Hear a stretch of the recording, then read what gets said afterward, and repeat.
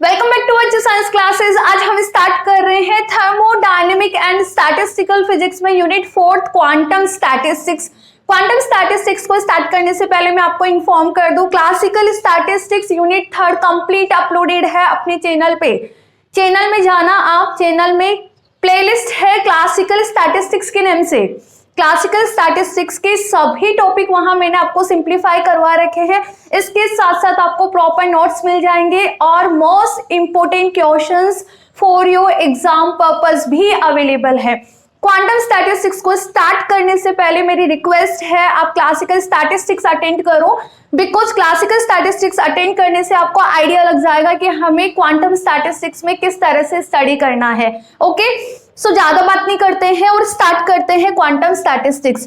Quantum statistics का जो first question बनता है वो है right the failure of classical statistics. Quantum statistics को स्टार्ट करने से पहले हम थोड़ा बहुत क्लासिकल स्टैटिस्टिक्स के बारे में डिस्कस कर लेते हैं, बिकॉज पहला जो क्वेश्चन बनता है यहां से वो यही बनता है, right the failures of classical statistics. आपको वहां पे क्लासिकल स्टैटिस्टिक्स के फेलियर्स राइट डाउन करने हैं।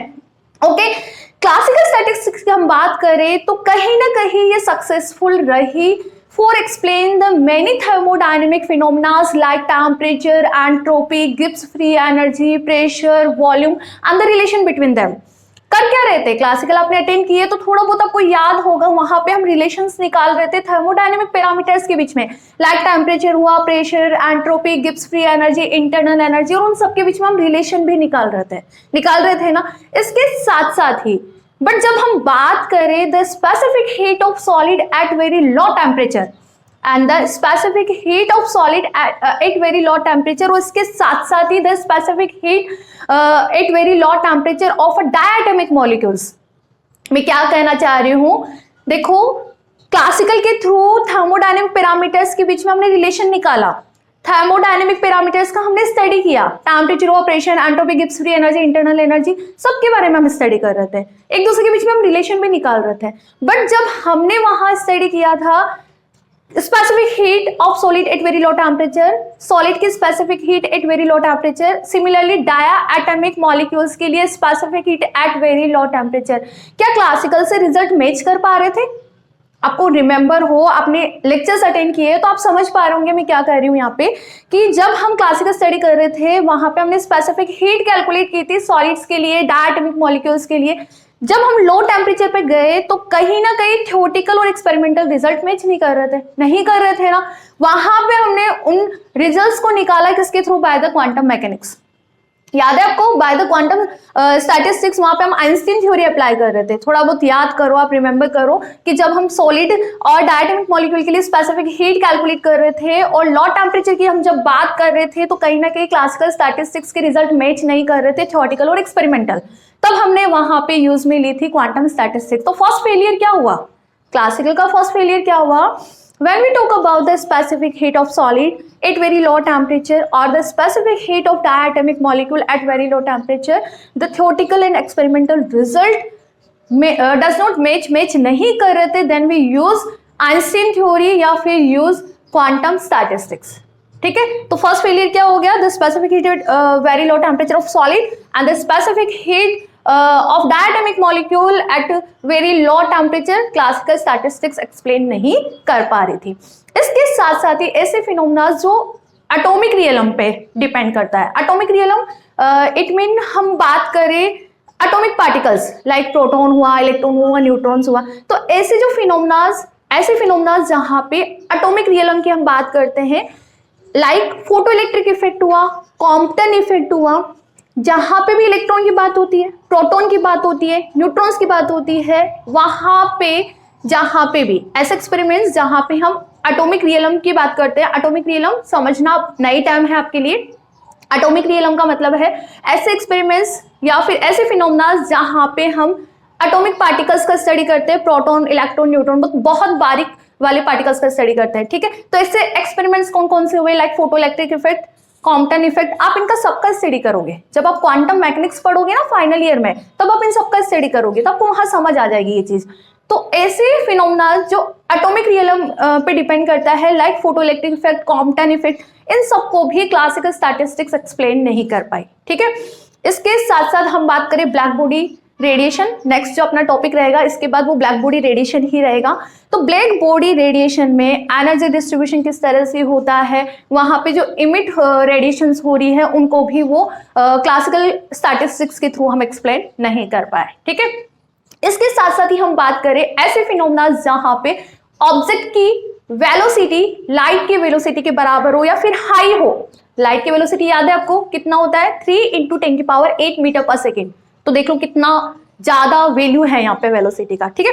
तो ऐसे फिनोमेना जहां ऑब्जेक्ट की वेलोसिटी बहुत ज्यादा हो या फिर कंपेरेबल हो वेलोसिटी ऑफ लाइट के 3 × 10⁸, तो ऐसे फिनोमेनास भी क्लासिकल स्टैटिस्टिक्स के थ्रू एक्सप्लेन नहीं कर पाए, ठीक है। तो हम यहाँ पे क्लासिकल के फेलियर्स की बात करें तो फर्स्ट फेलियर क्या हुआ, specific heat of solid and diatomic molecule at very low temperature can't be explain by classical statistics. Second failure की हम बात करें तो ऐसे फिनोमेना जो एटॉमिक रियलम पे डिपेंड करता है, लाइक फोटो इलेक्ट्रिक इफेक्ट हुआ, कॉम्पटन इफेक्ट हुआ, जहां पे हम एटॉमिक पार्टिकल्स की बात करें, इलेक्ट्रॉन प्रोटॉन न्यूट्रॉन, उन फिनोमेनास को भी क्लासिकल स्टैटिस्टिक्स एक्सप्लेन नहीं कर पाया। थर्ड हम बात करें the energy distribution in a black body. Black body में किस तरह से एनर्जी का डिस्ट्रीब्यूशन होता है, फिर रेडिएशन इमिट होती है, उस कॉन्सेप्ट को भी क्लासिकल स्टैटिस्टिक्स एक्सप्लेन नहीं कर पाया। एज वेल एज ऐसे फिनोमेनास जहां पे ऑब्जेक्ट की वेलोसिटी हाई हो, कंपेरेबल हो वेलोसिटी ऑफ लाइट के, उन फिनोमेनास को भी क्लासिकल स्टैटिस्टिक्स एक्सप्लेन नहीं कर पाया, ठीक है। इसके बाद हम बात करेंगे यहाँ पे अल्ट्रावोलेट कैटास्ट्रोफी। अल्ट्रावोलेट कैटास्ट्रोफी क्या होता है, अल्ट्रावोलेट कैटास्ट्रोफी आप अच्छे से समझ जाओगे इसके बाद जब हम ब्लैक बॉडी का स्टडी करेंगे, ओके। ब्लैक बॉडी में स्पेशली हम कर्व वहां पे ड्रॉ करते हैं एनर्जी डिस्ट्रीब्यूशन और वेवलेंथ के बीच में, ठीक है। तो एनर्जी डिस्ट्रीब्यूशन के लिए डिफरेंट साइंटिस्ट ने डिफरेंट फिनोमेना दिए थे। पहले तो आप ये लिख लो, उसके बाद हम बात करेंगे, एक साथ आप इतना गेन नहीं कर पाओगे, पहले इसको लिख लो। सबसे पहले तो आप हेडिंग डालो क्वांटम स्टैटिस्टिक्स। क्वांटम स्टैटिस्टिक्स का जो फर्स्ट टॉपिक है वो क्या है, failures of classical statistics. Classical statistics कहां कहां पे अप्लाई नहीं होती, ठीक है। तो पहले आप क्वेश्चंस लिख लो यहाँ पे कि write down the failures of classical statistics. Questions पूछ लिया जाता है एग्जाम में भी, तो पहले क्वेश्चंस लिख लो, उसके बाद आप ये हेडिंग डालो और लिखना स्टार्ट करो, ठीक है। Failures of classical statistics. Classical statistics explained successfully many thermodynamic phenomena like temperature हुआ, pressure, energy, Gibbs free energy and the relation between them. कहीं ना कहीं क्लासिकल स्टैटिस्टिक्स सक्सेसफुल रही थर्मोडायनेमिक फिनोमेनास, जो temperature, pressure, entropy, Gibbs free energy, internal energy, इनकी values calculate करने में, इसके साथ साथ हमने इनके बीच में रिलेशन भी निकाला था। But when we talk about the specific heat of solid, at very low temperature, similarly the specific heat of diatomic molecule at very low temperature can't be explained by the classical statistics. that time theoretical और experimental result match नहीं कर रहे थे, वहां पे हमने use में ली थी आइंस्टीन थ्योरी, ठीक है। इसके साथ साथ as well as many experimental phenomena of atomic realm जहां पे हम एटॉमिक पार्टिकल्स की बात करते हैं, इलेक्ट्रॉन, प्रोटॉन, न्यूट्रॉन, ठीक है। Like photo electric effect, Compton effect भी आप इंक्लूड कर सकते हो इसमें, like photo electric effect, Compton effect and the distribution of radiation from a black body can't be explain by classical statistics. So classical statistics के through ऐसे experiment जो atomic realm है, लाइक प्रोटॉन, इलेक्ट्रॉन, न्यूट्रॉन, जहां पे हम इनकी बात करते हैं, फोटो इलेक्ट्रिक इफेक्ट हुआ, कॉम्पटन इफेक्ट हुआ, तो ऐसे एक्सपेरिमेंट्स को भी क्लासिकल स्टैटिस्टिक्स के थ्रू एक्सप्लेन नहीं कर पा रहे थे। इसके साथ साथ ही distribution of energy from the body, यहां पे आप डालना फ्रॉम द ब्लैक बॉडी, ठीक है, from the black body, correct करना इसको, रुको एक मिनट मैं अच्छे से लिखवा देती हूँ। from black body, okay. So the distribution of radiation from the black body can't be explained by the classical statistics, ठीक है। तो फर्स्ट क्या हुआ, specific heat of solid and specific heat of diatomic molecule at very low temperature, ठीक है। And the second is atomic realm के phenomenas like photo electric effect हुआ, Compton effect हुआ, as well as the distribution of radiation from the black body can't be explain by classical statistics, ठीक है। तो पहले आप ये लिख लीजिए, ओके कर दो इरेज। नेक्स्ट फेलियर देखो, नेक्स्ट फेलियर क्या है, ऐसे फिनोमेना जहां पे वेलोसिटी ऑफ ऑब्जेक्ट क्या हो, बहुत ज्यादा हो या फिर कंपेरेबल हो किसके, वेलोसिटी ऑफ लाइट के, उन फिनोमेनास को भी क्लासिकल के थ्रू एक्सप्लेन नहीं कर पाए। लिख लो ये भी। और अल्ट्रावोलेट कैटास्ट्रोफी ये भी लिखवा देती हूं मैं। फोर्थ फेलियर की हम बात करें तो वो है अल्ट्रावोलेट कैटास्ट्रोफी। ये अल्ट्रावोलेट कैटास्ट्रोफी होता क्या है, देखो इसको समझने के लिए हमें ब्लैक बॉडी का स्टडी करना है जो आपका नेक्स्ट टॉपिक होगा, बट मैंने आपको यहाँ इसलिए लिखवाया है ताकि सारे फेलियर्स आपके पास एक साथ कलेक्ट हो जाए। तो अभी तो आप यही समझो केवल कि जब ब्लैक बॉडी का हम स्टडी करते हैं तो वहां पे एनर्जी डिस्ट्रीब्यूशन और वेवलेंथ के बीच में हम कर्व ड्रॉ करते हैं, तो उस कर्व के लिए अलग अलग साइंटिस्ट ने अलग अलग थ्योरी रखी। तो वहां पे हम बात करेंगे विन्स और रेलेजेंस की। Wien's radiation law, according to Wien's the energy distribution is directly proportional to lambda की पावर -5। जो एनर्जी का डिस्ट्रीब्यूशन होता है ब्लैक बॉडी के अंदर अकॉर्डिंग टू विन्स जो एनर्जी का डिस्ट्रीब्यूशन होता है वो डायरेक्टली प्रोपोर्शनल होता है लैम्डा की पावर -5 विथ वेवलेंथ। लैम्डा यहाँ पे क्या होता है, वेवलेंथ होता है। बाकी वैल्यूज अभी आपको थोड़ा सा यहाँ पे रिमेंबर रखना है, ठीक है।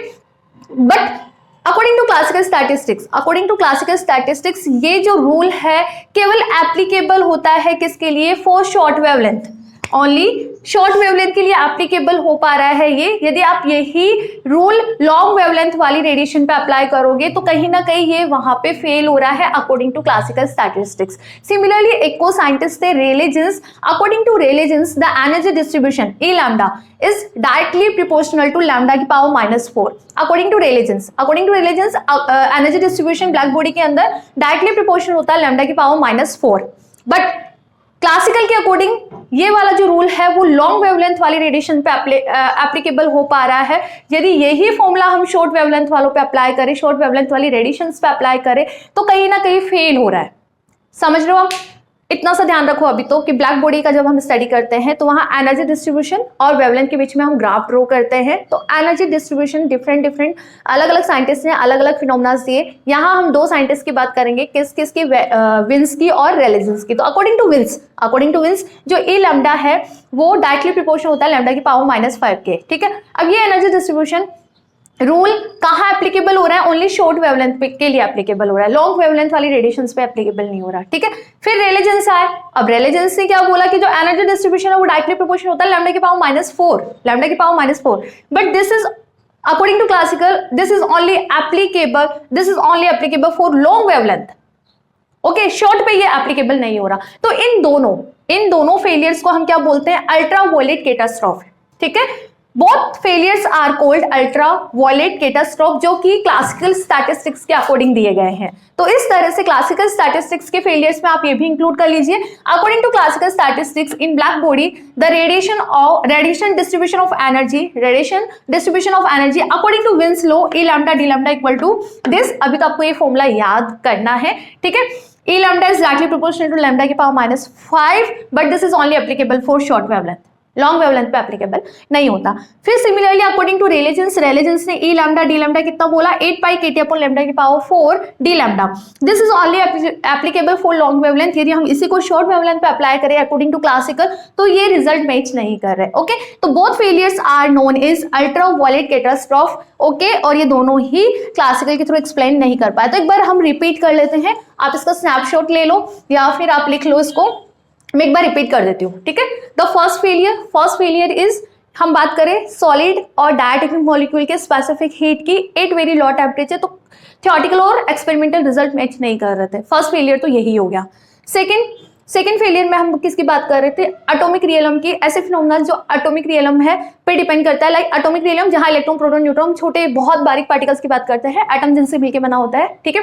तो ऐसे फिनोमेना जो एटॉमिक रियलम पे डिपेंड करता है, लाइक फोटो इलेक्ट्रिक इफेक्ट हुआ, कॉम्पटन इफेक्ट हुआ, and as well as the distribution of radiation in black body can't be explained by classical statistics. Third की हम बात करें तो ऐसे फिनोमेना जहां पे ऑब्जेक्ट की वेलोसिटी क्या हो, ज्यादा हो या फिर कंपेरेबल हो लाइट की वेलोसिटी के बराबर 3 × 10⁻⁸ मीटर पर सेकेंड, तो उन फिनोमेना को भी क्लासिकल एक्सप्लेन नहीं कर पाई। फोर्थ फेलियर कौन सा था, अल्ट्रावोलेट कैटास्ट्रोफी, जो कि ब्लैक बॉडी का हम स्टडी करते हैं वहां से निकल के आया है। वहां पे energy distribution according to Wien's law E lambda d lambda directly proportional to lambda की पावर माइनस का 5, but this is only applicable for short wavelength, long wavelength पे applicable नहीं होता according to classical. Similarly रेलेजेंस है, उन्होंने बोला कि a lambda d lambda is directly proportional to lambda की पावर माइनस का 4, डिनोमिनेटर में है ना लैम्डा की पावर माइनस का 4, but this is only applicable for long wavelength, short wavelength पे क्लासिकल के अकॉर्डिंग ये एप्लीकेबल नहीं हो रहा. Both failures are known as ultraviolet catastrophe. तो आई थिंक अब तो आपको ये याद भी हो गए होंगे कि क्लासिकल के फेलियर्स क्या क्या है. नेक्स्ट लेक्चर में हम बात करेंगे ब्लैक बॉडी रेडिएशन की, जो कि इंपॉर्टेंट टॉपिक है आपके एग्जाम के पर्पज से भी. ओके लिख लो आप इसको, स्क्रीनशॉट ले लो, मैं साइड हो जाती हूँ, स्क्रीनशॉट ले लो. ठीक है, तो फिर मिलते हैं हम नेक्स्ट लेक्चर में. नेक्स्ट जो आपका टॉपिक रहेगा ब्लैक बॉडी रेडिएशन. तब तक मेरी आपसे एक रिक्वेस्ट है, अभी तक अपने चैनल को सब्सक्राइब नहीं किया है तो प्लीज चैनल को सब्सक्राइब करो, ज्यादा से ज्यादा अपने क्लासमेट्स को, अपने फ्रेंड्स को फॉरवर्ड करो, उनको भी इन लेक्चर्स का प्रॉफिट मिल पाए. ठीक है, मिलते हैं नेक्स्ट लेक्चर में. Thank you.